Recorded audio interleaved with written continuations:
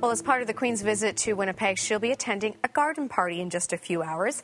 It's at Government House and the host is Manitoba's Lieutenant Governor. Now, some lucky Winnipeggers got an invitation to that party.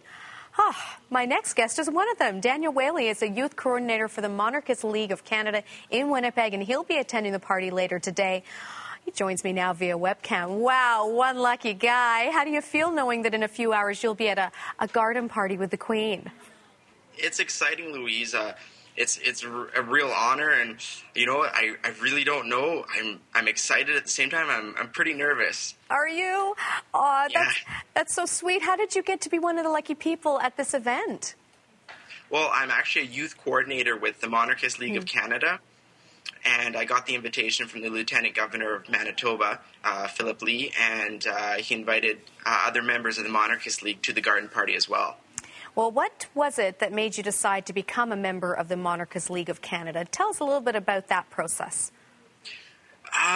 It was really in 2002, in Her Majesty's Golden Jubilee, when she came to Winnipeg, and my parents took me to see her at the Legislative Building like many other Winnipeggers, and seeing her in person, I'd always learned about her in school, and, seeing her on our money and our stamps, and all of a sudden seeing her in person, it really made it all come together, and I wanted to know more, and so I went seeking more information, and I actually looked online.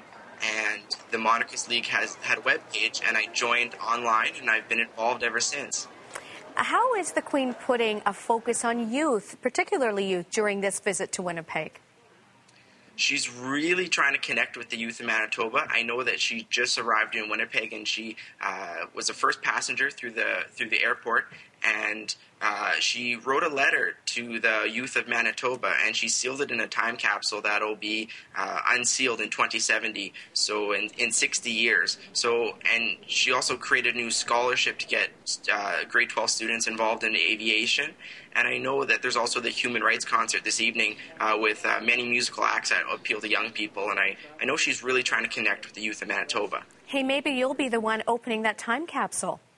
Who knows? Oh, that would be another honor.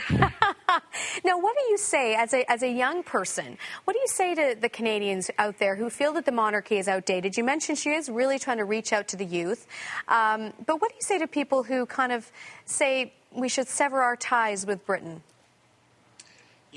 We got to look back, and we have such a great functioning form of government. I know many of the viewers will have seen in the last 2 years with the prorogation of Parliament, our monarchy provides us with many constitutional safeguards, and when you look at it, it's a fully functioning government. We're one of the most stable democracies on the planet, and you look how peaceful Canada is, and you just sort of have to step back and look, maybe what we're doing is the right thing, and our form of government is the right thing. And we've been a monarchy since Confederation, so why change it now? Okay, and just a quick update before you go. How are the nerves doing? They're getting better.